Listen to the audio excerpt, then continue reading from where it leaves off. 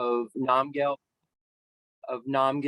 Khensur Geshe is Lobsang Tenzin's teaching on Chandrakirti's entrance to the middle way. Rinpoche is going through the root text right now.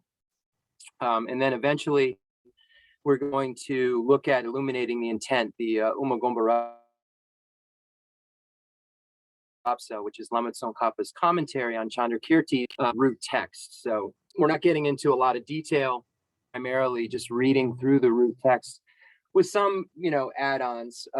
Rinpoche and I have been working on the 16 emptinesses all week. So we have, because you'll find, and you're going to find different lists. So we verified it with the Jayan Sheba's tenet systems text, the Great Exposition on Tenets, and then illuminating the intent, we find all the categories as well. So we'll but not too much, because obviously it's very deep material, and we'll just save that for when we get to the actual commentary, Lama Tsongkhapa's commentary. So without further ado, let's get started with the introductory prayers with the Heart Sutra. The Sutra of the Heart of Transcendent Knowledge. Blessed One was dwelling in Rajagriha at Vulture Peak Mountain, together with a great gathering of the Sangha of monks and a great gathering of the Sangha of bodhisattvas. At that time, the Blessed One entered the samadhi that expresses the Dharma called profound illumination. At the same time, Noble Avalokiteshvara, the Bodhisattva Mahasattva, while practicing the profound Prajnaparamita, saw in this way. He saw the 5 skandhas to be empty of nature. Then, through the power of the Venerable Shariputra, said to Noble Avalokiteshvara, the Bodhisattva Mahasattva, how should a son or daughter of noble family train who wishes to practice the profound Prajnaparamita? Addressed in this way, Noble Avalokiteshvara, the Bodhisattva Mahasattva, said to Venerable Shariputra, O Shariputra, a son or daughter of noble family who wishes to practice the profound Prajnaparamita should see in this way, seeing the 5 skandhas to be empty of nature. Form is emptiness. Emptiness also is form. Emptiness is no other than form. Form is no other than emptiness. In the same feeling, perception, formation, and consciousness are emptiness. Shariputra, all dharmas are emptiness. There are no characteristics. There is no birth and no cessation. There is no purity. There is no increase. Therefore, Shariputra, in emptiness, there is no form, no feeling, no perception, formation, no consciousness, no eye, no ear, no sound, no smell, no taste, no touch, no dharmas, no eye dhatu up to no mind dhatu, no dhatu of dharmas, no mind conscious dhatu, no ignorance, no end of ignorance up to no old age and death, no end of old age and death, no suffering, no origin of suffering, no cessation of suffering, no path, no wisdom, no non-attainment. Therefore, Shariputra, since the bodhisattvas have no attainment, they abide by means of Prajnaparamita. Since there is no mind, there is no fear. They transcend falsity and attain complete nirvana. All the Buddhas of the 3 times by means of Prajnaparamita fully awaken to unsurpassable, true, complete enlightenment. Therefore, the great mantra of Prajnaparamita, the mantra of great insight, the unsurpassed mantra, the unequaled mantra, the mantra that calms all suffering should be known as truth, since there is no deception. Prajnaparamita mantra is said in this way. Teata om gate gate paragate parasangate bodhisoha. Thus Shariputra, the Bodhisattva Mahasattva, should train in the Prajnaparamita. Then the Blessed One arose from that samadhi and praised Noble Avalokiteshvara, the Bodhisattva Mahasattva, saying, Good, good, O son of noble family. Thus it is, O son of practice profound Prajnaparamita, just as you have taught, and all the Tathagatas will rejoice. When the Blessed One had said this, Venerable Shariputra and Noble Avalokiteshvara, that whole assembly in the world with its gods who rejoiced in words of the Blessed One. Gala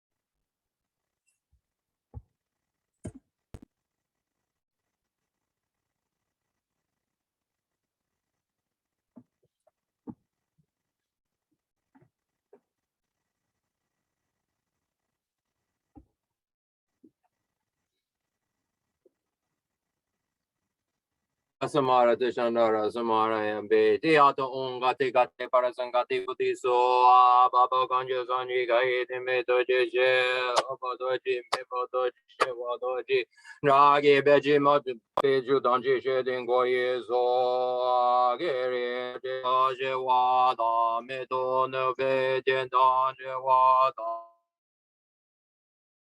Domba Junjin Bonzon Zonjoji Dashi De Jan Den Da De Le Yo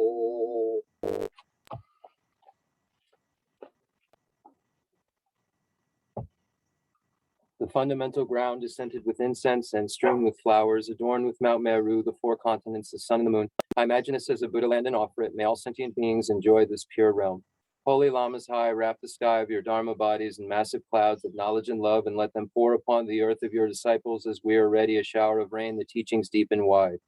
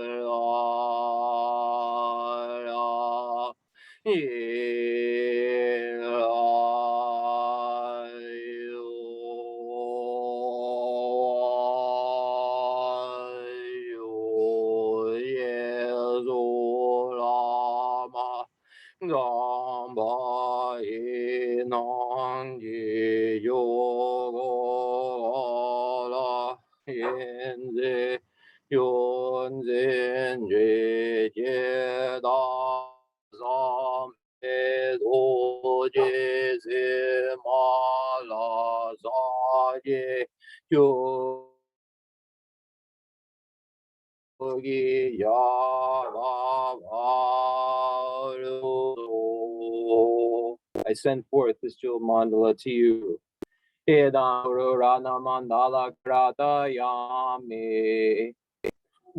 Yadan Jari Janala Janjo Badu Dani Jasoji Dagi Jini Jibe Zanani Jala Benji Zanje Jubashu Sanye Jadan Zoji Jadam La Janjo Badu Dagi Jasoji Dagi Jini Jibe Zanani Jala Benji Zanje Jubashu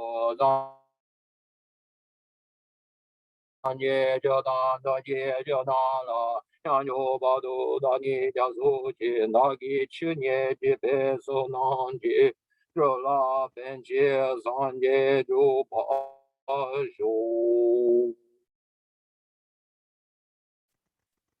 Okay, Rinpoche. So we made it to stanza 190 last time. 189 is actually read to. And so it started the enumeration of emptiness. So the enumeration according to 2, which we found out is the selflessness of person and selflessness of phenomena. And then the enumeration of 4, which we actually find in the tail end of the numbers. So is interesting. You know, I was all week trying to figure out, you know, where are these 4? You know, why doesn't it go 2, 4, 16? And according to Tsongkhapa's commentary, the 4 are the ones at the end. So it doesn't go 2, 4, 16. So, you know, I'm sure there's other commentaries, but that was what I was able to derive so far. So let me just read in English real quickly. So it begins at stanza, really the enumerations of emptiness, begins stanza number 180. So it says, and when he spoke elaborately at length, he spoke of 16 kinds of emptiness when speaking 4, and all of them the Mahayana teaches. Since they're very thus is emptiness, the eye is void of eye, the ear of ear, likewise nose of nose and tongue of tongue. The mind and body are thus defined.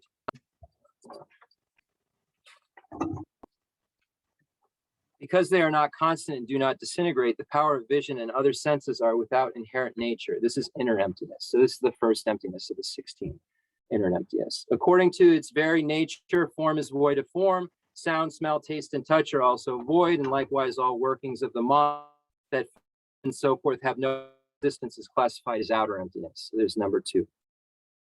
And that outer and inner have no real existence is designated as emptiness, both in, out, and in. So that's number 3. That all things lack inherent being. This is what the sage described as emptiness, and by the nature of this very emptiness, emptiness itself, he said, is also void. This voidness is called, a void is called the emptiness of emptiness. That's number 4. It was set forth the thought that emptiness is something real. So the first we see that the I is empty of I, and then we get into that form is empty, and that the sense powers, or the orb, the eye, you see a lot of examples of what emptiness both in and out, and then that what we're saying inner, outer, and inner are empty of is empty itself. So that's the emptiness of emptiness. So emptiness itself is not established. It's not inherently existent. It's not established by its own characteristics or any of those synonyms that you find. So that's the number 4. And then we get into number 5. It's all worlds and all beings that these things, worlds contain, and as boundless thoughts exemplify it as a great immensity in all directions. Of its 10 directions is the voidness of immensity. It was set forth to counteract true immensity is truly real. So the 10 directions is empty of inherent existence, is empty. It's not, oh, well, space is something truly established. And here it negates that idea of immensity is talking about space, the 10 directions, and so forth. Since nirvana is the supreme goal, it is the ultimate. So that's number 5. Since nirvana is the supreme goal, is the ultimate beyond all suffering. This being empty of itself is voidness of the ultimate. So then the I think is what, well, we can look at the commentary, but that's where we read up to. So I'm going to have Rinpoche take over from here. And just give me one moment. Yeah, the Buddhist truth body is, so we think of this ultimate thing, the Dharmakaya. Could that be truly established? And then Chandrakirti says, no, that's one of the kinds of emptiness. Dharmakaya is not truly established either. It's empty. So that's where we read up to. So let's start at 190. So what did I get to? It's just...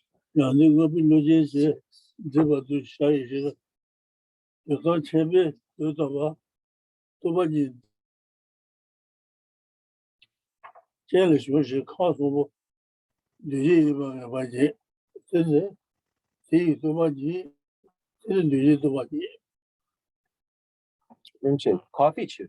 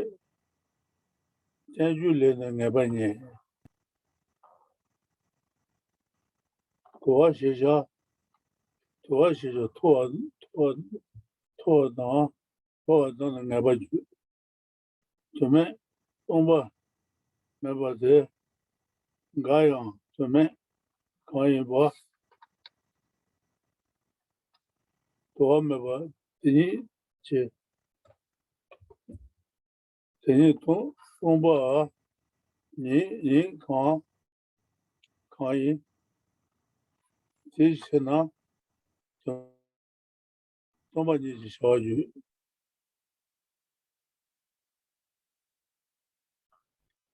有些老鼠我你看小龙嘛，然后上去解释人写那些，那些这些绿了，出版那些我你，让人你都也不在，这你觉得中你讲，就通报你。It is. Wong. Yeah, Kanga, the Tomini Kanga logo. Juju. yeah. To read a little more. 看自己的日子上，这个属于出租上，如今入门见面这些人，有么些学呢？学的他这些，给他认识，给他给认识。我跟你讲，如果融了，我们把我们讲，真的让人通过你。如融成由于这些什么人不的，对于我们对为了叔叔那里吧，这让给成人，我们都个那成人，啊，有，这些呢，像这些进国主义的从现在的话，跟我讲，真的都是成人多，我以前被他说进成人后，出门成人专注起，看到嘛都没你的成人间，去了前面成人的，他说做那成人让那也没有，他在那当前面当这些人讲，做没办法，这个让他前把也一件小区出去去上去的，哪怕就是让人，我把你成人呢，明白别人安逸你，一般呢，心里的双边成人都爱当，这么慢呢，那在这成人那边最些吧，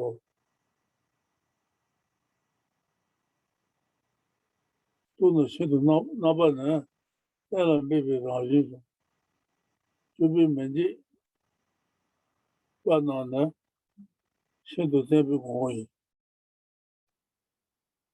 所以让大人呢，多数谁们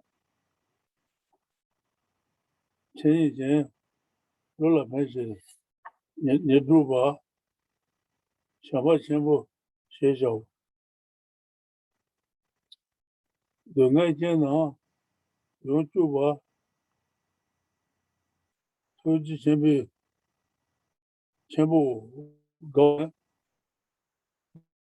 当中呢，满的这学校，超级满的就当街头看就大，而且现在我说吧，这是没住前两千年，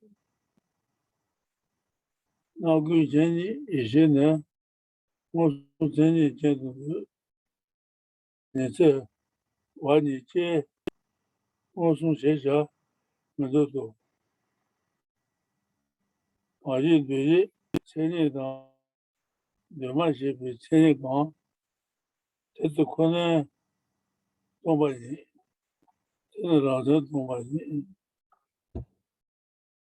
他到我呢，我耐心，那种忙有忙，看都知道，这了没把解决，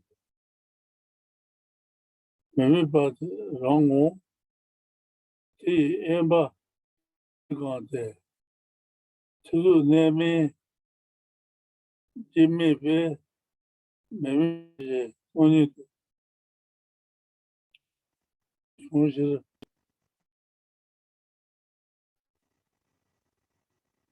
对不把也我对不把你我呢多，我比这人都对那，我按那就把也，这那这多把你，多把你些，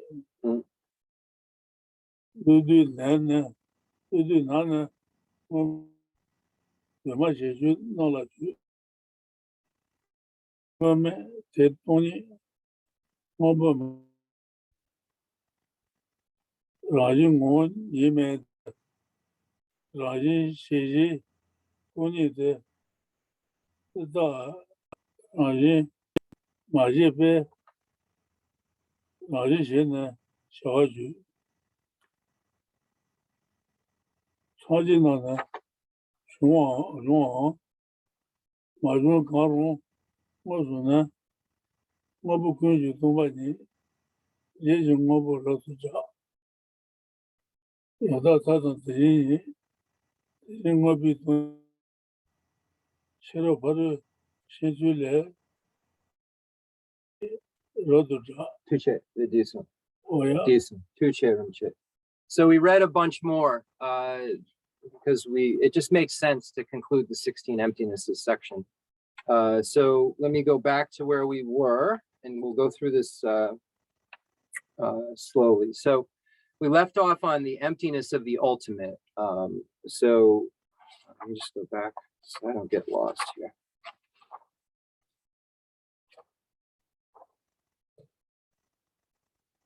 Okay, so we left off on the emptiness of the ultimate, and we see that that's the chuku,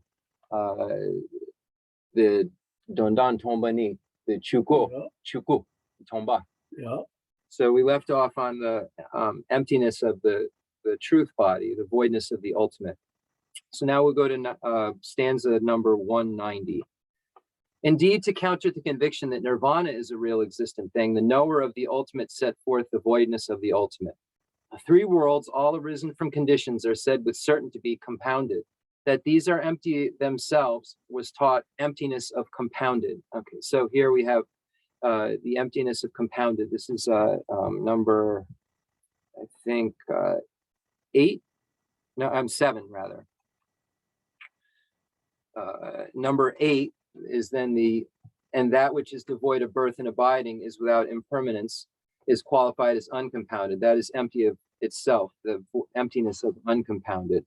So here we're speaking of compounded refers to impermanent things.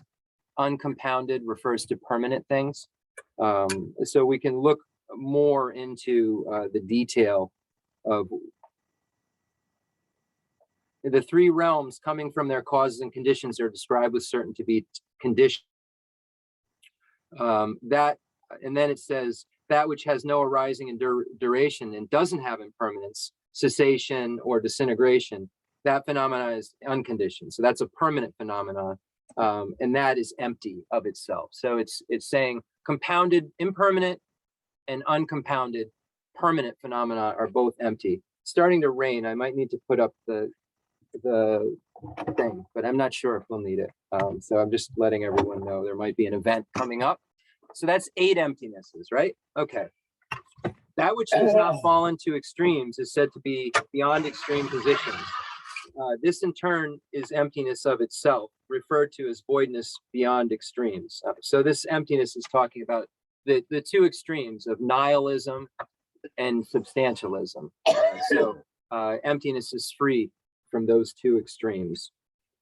Hold on one second. Eternalism and nihilism, like Tupinjinga is using eternalism and nihilism.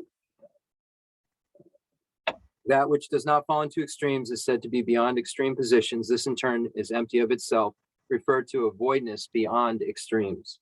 Without a first arising and a final end, samsaric wandering is qualified as endless and beginningless, wherein there's no ebb or flow, like things experienced in a dream. Samsara's voidness of itself is called the emptiness of what is endless and beginningless, and this Shasta has most clearly shown.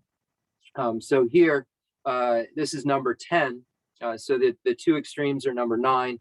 Number 10 gets into beginningless rebirth, endless existence. And it says that those two vast things, beginninglessness, endlessness, are not truly established. They're empty. That's the 10th type of emptiness.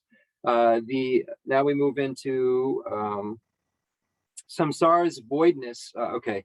To spurn means to reject and cast aside, and such is most clearly certainly defined, and not to spurn means not to throw away. And there's one thing that must never be rejected, and what is not to be refused, and that which is not to be refused itself is empty of itself, wherefore its emptiness is called the emptiness of what should not be spurned. So Rinpoche said what should be spurned and what should not be spurned. So what should be spurned are the obstructions to omniscience and the afflictive obstructions. So better order, afflictive obstructions and obstructions to omniscience. That's what you should spurn. What you should not spurn here is what is the Mahayana. So it's speaking of not discarding the Mahayana, and it's saying that Mahayana, this great vehicle, is empty. That's what's not to be discarded, is the Mahayana.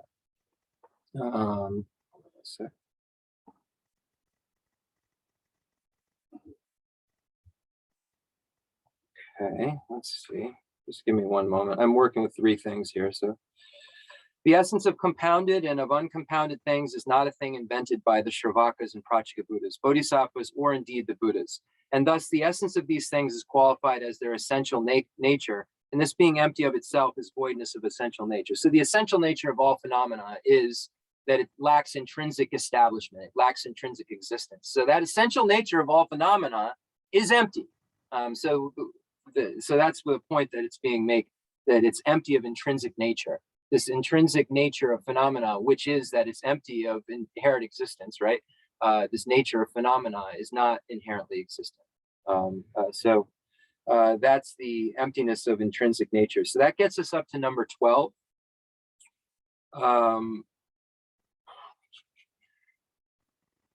The 18 dhatus, the 6 senses, 6 perfections that arise from therein, all things endowed with form and things without form, and all things uncompounded and compounded are empty, every one without exception, empty of themselves. The unreality of such as being breakable is known as voidness of defining attributes.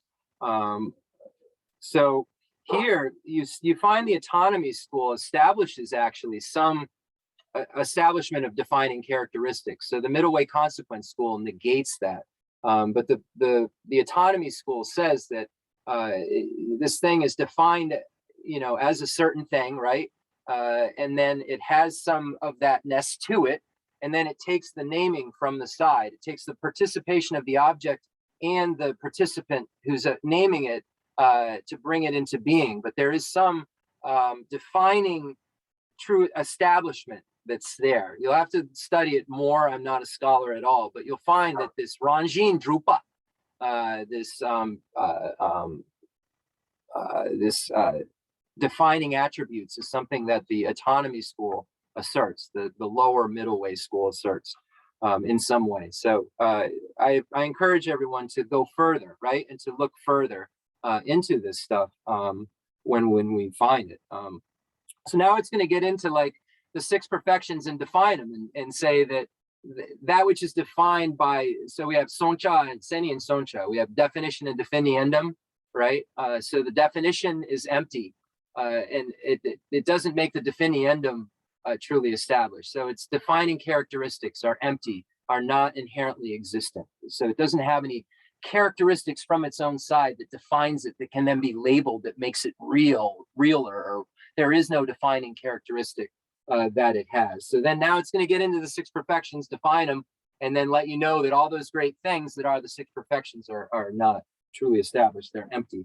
So the voidness of form has been defined as that which can be broken. Feeling is so it gets into the aggregates also, the aggregates, and then it gets into the various types of, hold on one second.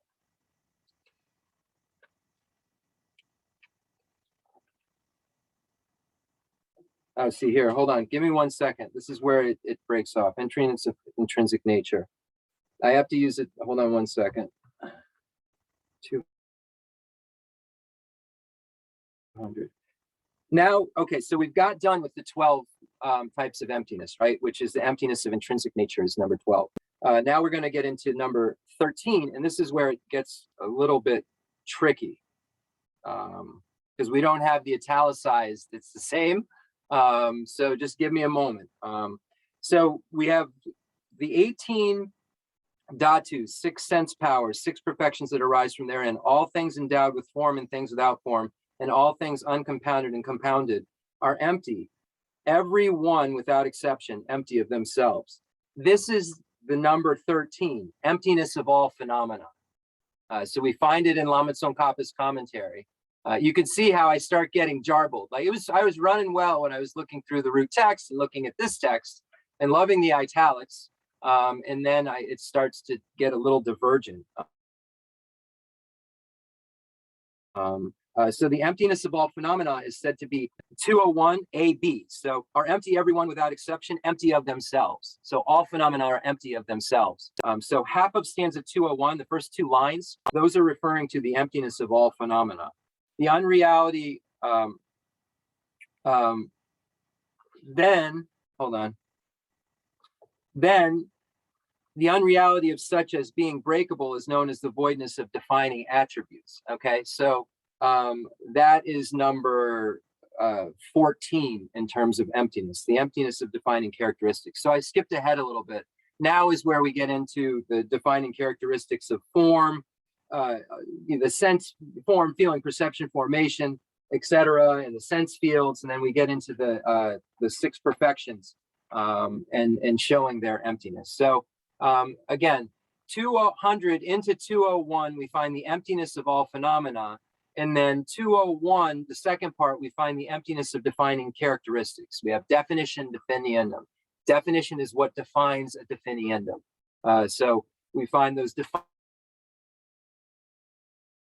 defining attributes, that which makes, form is that which is able to perform a function, right? That which is able to perform a function is empty. It doesn't have any, that defining characteristic functioning things, definition is that which is able to perform a function. That which is able to perform a function, that defining characteristic of the definiendum functioning thing is empty of defining attributes. It doesn't have any truly established defining attributes. So again, this has something to do with obviously negation of a lot of things, but the autonomy school does hold to this idea a little bit. That this namer and the named have a relationship, and the named actually has essence of what it's defined as. Form has been defined as that which can be broken. Feeling. So now we get into the definitions of the aggregates, the sense fields, and the 6 perfections. And it's a while before we see another of the 16 emptinesses. So now we're at 14, right? I believe. And form has been defined as that which can be broken. Feeling is defined as our experience. Perception apprehends specific character. Condition factors are what make and build. The overall awareness of distinct phenomena defines the character of consciousness. Suffering is the nature of the aggregates, while dhatus are compared to deadly snakes. The sense fields, thus the Buddha said, are gateways of production. and all that is produced dependently displays the very nature of compoundedness. Giving is the nature of transcendent generosity, and discipline is said to be an absence of affliction. The character of patience is a freedom from annoyance, and diligence a freedom from unwholesome action. Concentration is defined as mental focus. Wisdom is the absence of attachment. And this is how we define the nature of the six perfections. So the definition, the six perfections are defined as this. And those definitions, those defining attributes are empty. Samadhi is boundless thoughts, and like them, all absorptions without form. He who knew them perfectly has said their character is undisturbed serenity. The 37 elements that lead us to enlightenment, their nature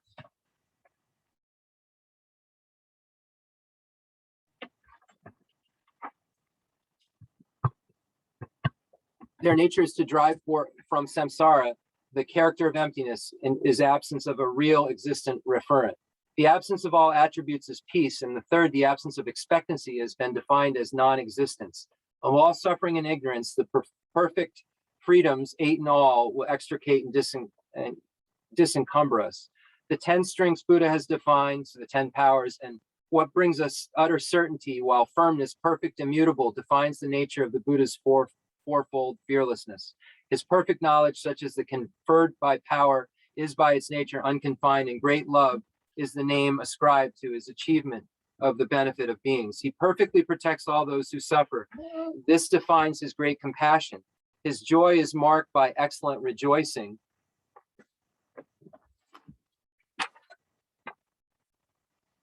Unadulterated, and has impartiality. The 18 qualities, distinctive attributes of Buddhahood, cannot be subtracted from the Buddha or instructor. Therefore, they are known as irremovable. The wisdom of omniscience is held to have the nature of direct perception. All other knowledge is considered less than this, for it is not regarded as direct perception. The aspect of compoundedness, the character of uncompoundedness, such features are devoid, are empty of themselves. And this is termed the voidness of defining attributes. So this concludes the emptiness of defining attributes, of defining characteristics. Now, the present instant does not stay. The past and the future have no being. Because these cannot be pointed out, they are referred to as the unobservable. So the present moment, that which has already happened, is non-existent. That which happens in the future isn't happened, that's non-existent. The current moment's not findable, really. This moment is gone, right? So all of those three things, before, now, and later, all of these things are termed as the voidness of the emptiness of the unobservable. Tsongkhapa obviously does a much, much better job of explaining that emptiness of the unobservable. It says the present moment does not endure beyond its own time of existence. The past has already occurred, and the future, which is yet to be, has not arisen at present, have no existence. And these three, that which have already occurred, which has yet to be, and the present, are in their respective order disintegrated, unarisen, and not enduring. They cannot be perceived anywhere. So we can't find those things. Hence, they're referred to as unobservable. They're not really findable things that we can just point out. So those unobservable things, even though they're hard to find, are empty. So it's saying this unobservability is itself empty of its own being, and for it does not endure eternally or disintegrate. This is emptiness of the unobservable. So that, I think, gets us to number 15. And then number 16, arising as it does from causes and conditions. And okay, let me just reread. The present instant does not stay. The past and future have no being. Because these three cannot be pointed out, they are referred to as the unobservable. And the unobservable itself is empty of itself. It has no permanence and yet does not disintegrate. And this emptiness of the unobservable. And now we get to 16. Arising as it does from causes and conditions, a thing that has no existence even as a composite. The composite is emptiness of the composite is empty of the composite, and thus the emptiness of non-things is defined. So it says, Lama Tsongkhapa says, since things originate from their cause and conditions, they lack intrinsic existence as composites. This fact about them is referred to as non-thing. So they're as a composite, they don't have intrinsic existence. So this is not the same. There's a empty. It's not the same non-thing that we find here before, or we'll find later. You'll see what I mean. So this is what it refers to very specifically. The emptiness of the composite. It's again, lack intrinsic. Since things originate from their cause and conditions, they lack intrinsic existence as composites. This fact about them is referred to as non-thing. The composite itself is empty of composite's own essence. This is emptiness of non-things. So that concludes the 16, right? So now we get into the 4, according to Tsongkhapa. 219 is number 4. In brief, the appellation thing is used in reference to 5 aggregates, but these are empty of themselves, and this is emptiness of things. So this is number 1 of the 4.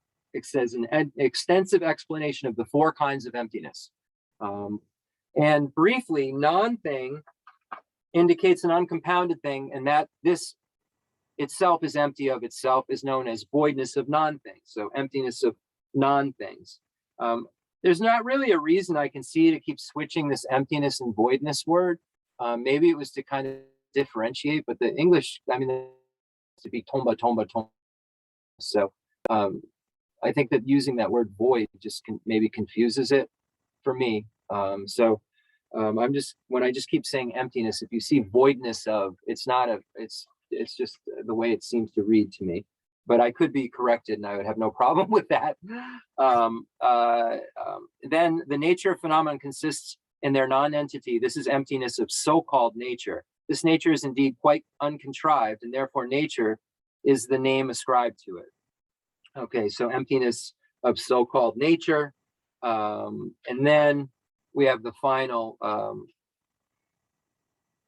whether Buddhas come or do not come into the world, all things are empty of their nature. And this is well described as their transcendent quality. The emptiness of this transcendent quality is also known as suchness, ultimate perfection. These 20 voidnesses have been proclaimed in the scriptures of the Prajnaparamita. I think that's. And through illuminated, and though illuminated, illumined in their wisdom's light, the bodhisattvas see as clearly as Charua, that rests upon their palm, the triple world, as from the first unborn in terms of truth conventional, they move into sensation. And though their minds rest constantly therein, for those who drift protectorless, they cultivate compassion. Those born from Buddha's speech and those halfway to Buddhahood are hence overshadowed by their wisdom.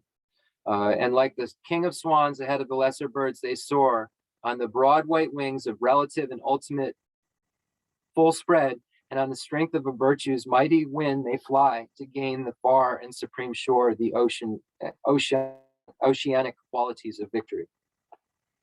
So you see that quote like all the time, like the 2 wings of method and wisdom, the great goose, king of swans, the great goose soars ahead of lesser birds, because they have method and wisdom. And this is speaking of the excellent qualities of the Mahayana, showing how they're greater than those qualities of the Pratyeka Buddha and the hearer's vehicle, the Theravada lesser vehicle system. It's showing the greatness qualities of combining this method and wisdom that allows them to soar to the other side of what? The other side of cyclic existence, to the other shore, to Prajnaparamita, to the perfection, to the other shore, is really flying over the ocean of samsara to the other shore of Buddhahood, really. The perfection of generosity, the perfection of ethics, the perfection of patience, effort, concentration, and wisdom. Those are perfected on the other side of this practice, if you will. And that's what a Buddha is a being who has these perfections. Okay, I think that's a lot of information. So we'll end there. Anybody have any questions? Please, not too, like, we can go into, let's save like really intricate questions like that basic outline that we just got put together with an example kind of within took some time, and because it's Madhyamika Prasangika philosophy. It's like the hardest thing like in the, that we study. So, but ask the question, and if we can't do it, we can table it. but just don't have big hopes. So I don't see any questions yet, but while we're waiting, I have a question about number 16, the emptiness of non-things. Oh, I see Melinda's got a question, so we'll follow up with her. But the composite is empty of the composite. I don't know. I just that just flew right over my head. So that composite coming together itself is empty. So the composite is empty. So okay, I'm hung up on the word. It's just a name that they use in this particular philosophy. That I'll read it again. It's that word non-thing or the. I know, it's just what it's. Okay. It's the Tibetan. You have to know what it means in that particular instance in order, because that's literal. That is the literal translation of it, and we see it actually twice. And it doesn't mean the same exact thing. Maybe it does if we delve into it. But the emptiness of non-things. So it says that something is called a non. Okay, here we go.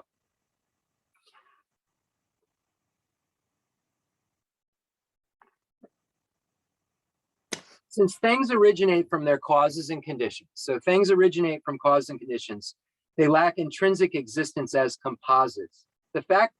This fact about them is referred to a non-thing. So that fact is just called that. Okay. I know it doesn't really a lot. There's so much of this, by the way, that you find. That's why in the Geshe program, everyone memorizes the definition of every single thing and within the context, because so many things can mean different things and or maybe shortened. The Rinpoche got the. Yeah, so it's just the name that's given to that fact that things originate from their causes and conditions, and they lack intrinsic existence as composites. Okay, that makes more sense. I guess non-thing, I was like my mind was like non-form or formless. I don't know. But now that what you said makes more sense. Yeah, Prajnaparamita literature is full of stuff that does not make any sense whatsoever when it comes to terminology. And it's really, really confusing and slippery. If you just open up one of the Abhisam Alamkara texts with the Garsparam stuff, or the Golden Rosary, and you'll see there's so much terminology that, the different types of bodhicitta, there's all these, levels and the different names for the bodhisattva levels. And you really have to know what that bodhisattva level is defined as. Just by knowing the name of that level, it's not going to clue you into really anything. You have to understand that it's, okay, this is the joyous, this is defined as this because of that, etc. So we find this a lot, but that's a great question. You can see why I struggled with it in trying to find this, because I'm first looking for the 4, right? I'm looking at the 2 because he says the 2. Chandrakirti lays out selflessness of person, selflessness of phenomenon. He says there's 2, 4, 16. You don't expect it to be kind of at the back, and it doesn't say, oh, by the way, I'm going to mention the 4. It just goes like it's being listed. And you'll find different lists, names too. But these are concordant. Jayan Sheba and the Lama Tsongkhapa text are both have these same that we find. Okay, thank you, Jeff and Rinpoche. Melinda has a question. 네, condisedo de min kensabdu mume ngopo de mume tomba de min kensabdu de sotsana dune de tomba yimba. I can bring it up. Okay, so okay. Okay, should I go ahead now? Hi. Yeah, go for it. Thank you for your precious teachings. So my question is, so it's established that all phenomena is empty or empty of inherent existence. Over and over. Here, this teaching is detailing the emptiness of many different types of phenomena, and they have different names. So my question is it just to point out, so in case an argument comes up, all the different things that truly are empty? Or is there actually a difference between the way all these different types of phenomenon are empty? Rinpoche, chu tamche tomba chipa kakare. Right.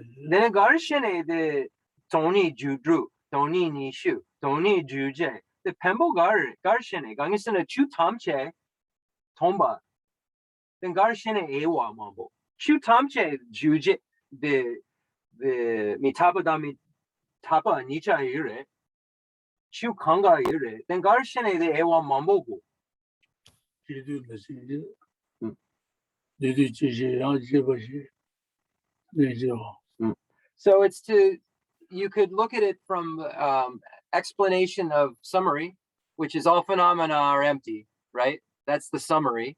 And then the grander, more extensive explanation would be of the different divisions of emptiness, just in case someone or yourself, right? Because this is for us, not for, it is for others, I understand, but we can only work on our own minds, right? So we may think like, well, what about space? You know, space seems pretty big. You know, how is that empty? You know, and then we see, oh, there's 10 directions. There's north, south, east, west, up, down, north, south, northeast, and we can see that there isn't anything we can establish as inherently existent space. So it's really, you know, it'd be great if we could just have like the summary version, right? The sharp capacity version, which is I've ridden on for a very long time. Actually myself, I have had this question and I've actually gotten quite almost like frustrated in a way, maybe annoyed a little at all these emptinesses. And like, I get it. Like, yeah, I mean, I need like some, I would think like a subject, predicate, and a reason, right? I need all phenomena are not truly established. You know, the subject, all phenomena are not truly established because they dependently originate. Like what more, like why do we need all this? And I started to really, as I studied more emptiness, see its value. And I don't know which one I was holding on to, but it's giving me a much richer understanding of the vastness of emptiness. Because when I just say that to myself, it puts it in this little box for me. Like all phenomena are not truly established, they're empty, you know, puts everything in this little box and then makes it all like, just kind of go about my day. But if I'm like, well, that's empty, that's empty, that's empty, I'm really, really like meditating on emptiness. So that's what I was going to say. It gives you it's a meditation. Pathway for meditation. Yeah. Cool, okay. man. But it is, but I'm just still, it is, there is not like, there's no difference. Oh, he answered that. Like, say, the emptiness of something that is, this is what's confused me, the emptiness of something that is permanent and the emptiness of something that is impermanent. That emptiness is still the same? Yes, he answered that first. I apologize. Okay. I asked him, is it the same emptiness? He said, all the emptiness is the same emptiness. Okay, There isn't a different emptiness. There are just different objects that we're explaining emptiness about. But it's all dependently originates, so it's not truly established. It's really that syllogism which summarizes all of it. But then, if it was that simple, right, Nagarjuna, and they wouldn't have written so many texts. right. It's emptiness. It's emptiness is this slippery thing. Like I've heard this other Geshe talk about it. Like I heard Geshe Michael Roach. Like I'm always hesitant to say this. It's a crazy talk. Like I heard Geshe Michael Roach, like before, talk about this slipperiness of emptiness. Like you think you have it, you're like, no problem. And then all of a sudden you read something and you're like, well, wait, whoa, I don't have this.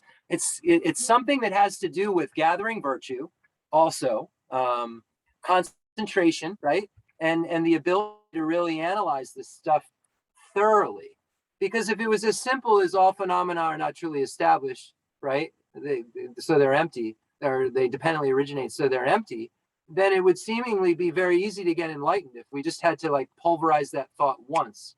But I think that since beginningless time, we've grasped at things incorrectly. We've grasped at every single phenomena that we're mentioning as being truly established. Some more than others, where it's easier to like, you know, say some things are empty and then, you know, but when we look at this self, this Jeff, it gets a little bit harder to kind of shuck that off.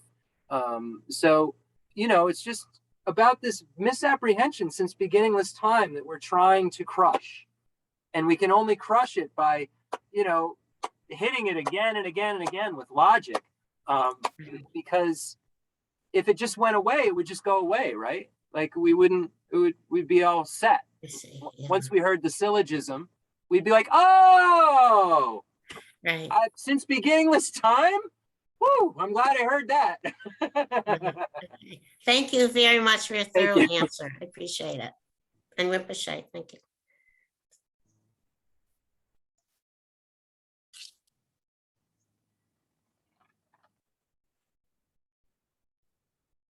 Yeah, I'm really finding a lot of value in every teacher I've ever had these days. I'm really seeing the pieces. We just watched something on Diglo Khensur Rinpoche, a beautiful, beautiful documentary. Richard Gere does the commentary. It's awesome. You should watch it. It's on YouTube. And you'll see, you tell me who it's similar to. Very, very similar characteristics to Rinpoche.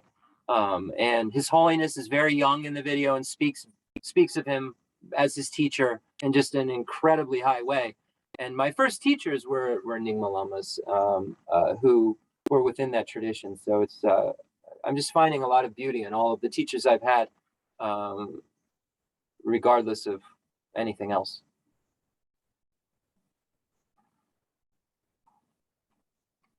Any other questions? That's a great question, though. Why all these emptinesses, right? Why all of this? And I'm starting to really see the value in it, and I'm starting to see emptiness more as a practice now, instead of a fact. Personally, it's been a fact like I don't know, 25 years for me. I'm now just starting to see how it's a practice. I'm not saying I saw emptiness. Let's get realistic here, but I'm starting to see how it's really a practice. At all the tantric level, everything, how it really, really saturates and must be there in order to make it really effective, practice effective. Some grasping involved, there's some just imagination, fun, like tantra can just be fun, right? If we're just imagining, if we're not understanding the essence of it, right?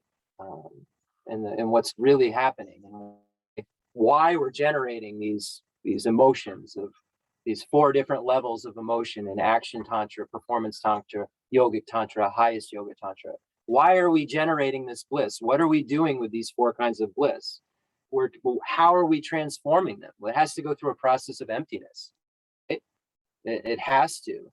It has to be at the basis, and it has to go through this process, or it's just not. It's not the practice.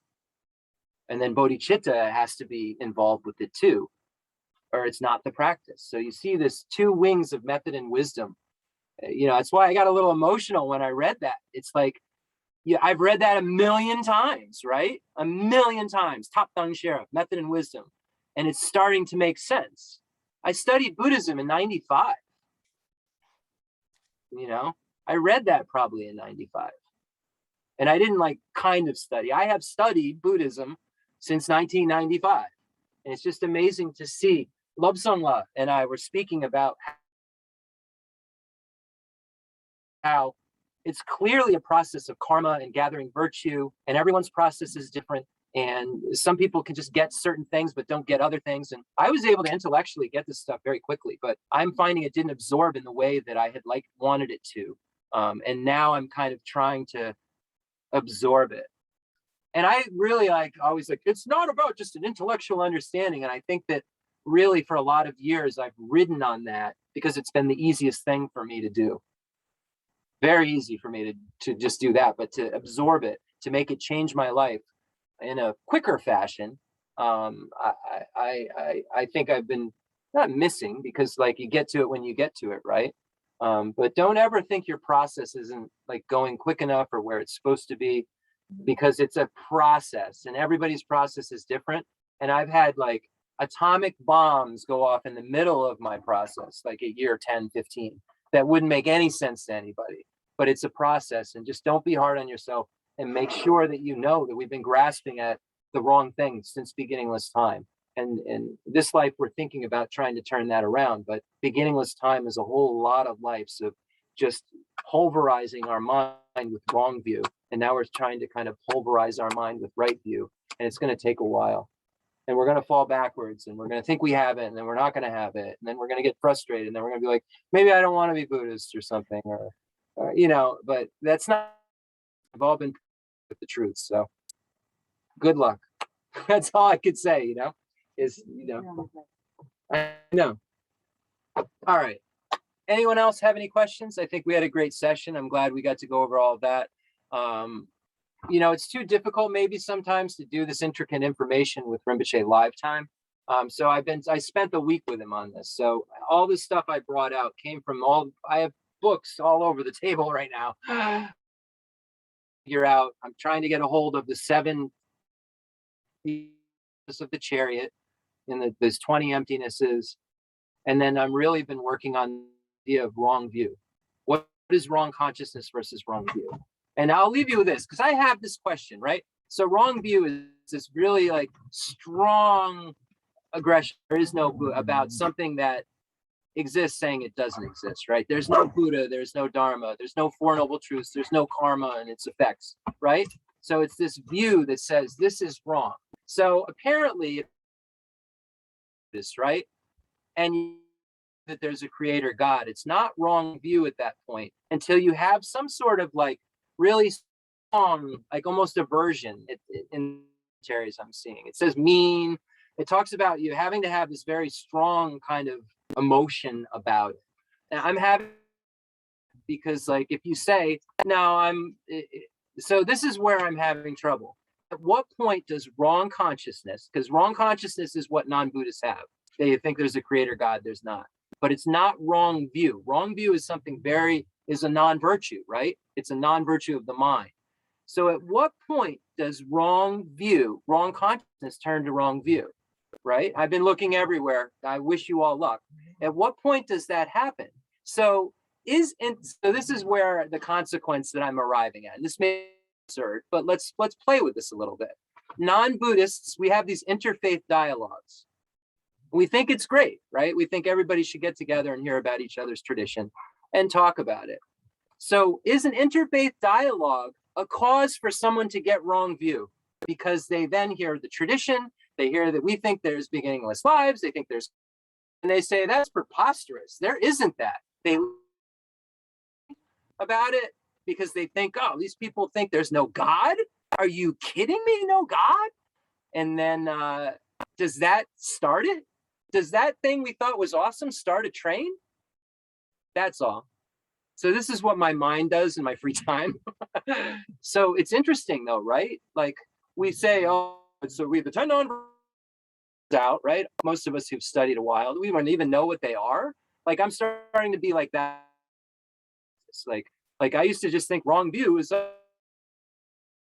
Four Noble Truths, but it's not just like inactively thinking that, it's actively in some way thinking that, and like almost like so sure about it, like not just not knowing, but like what if you go to a course in college? At that point, if you study world religions and you say, oh, that's hooey, I'm creator God, and you get mad and you start debating with your classmates, is that wrong view? So anyway, this is what happens in Drepung Ganden and Sarah, right? They debate this. They say, well, when does it start? Oh, is that wrong view? Well, does it have this aspect? Are those 5 aspects there? And apparently Geshe Lharampa pulled from Pabunka's text, but I can't find it in the text he pulled it from. I don't know, that there's these 5 things to make a complete wrong view. And there's this meanness involved. So I encourage you to investigate that you think you know, and see if you do. Concluding prayers.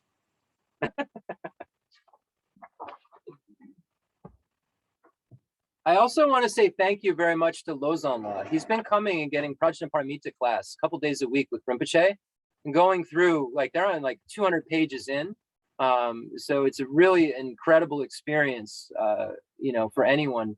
But really, he's devoted his life and taken on robes and can't get to India. So to have the opportunity to be able to study with a qualified master and to get that transmission before he goes back is awesome.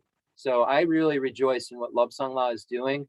He's really got a grasp on the Dharma that is superior to mine in terms of the vastness of understanding of those texts, because he's gone through, Dudra, Lorig, Darig, and studied, in there you study the tenets, and then you get into Prajnaparamita.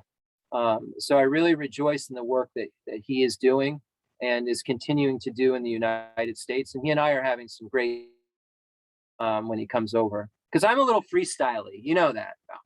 So like I'm willing to like, well, what about, and Lobsang La is much more calm and able to kind of go through, we'll look at it in a calmer this way. So it's kind of a nice joy. So I don't know if Lobsang La is on, but I appreciate you. I appreciate you, Melinda, for having a wonderful child, and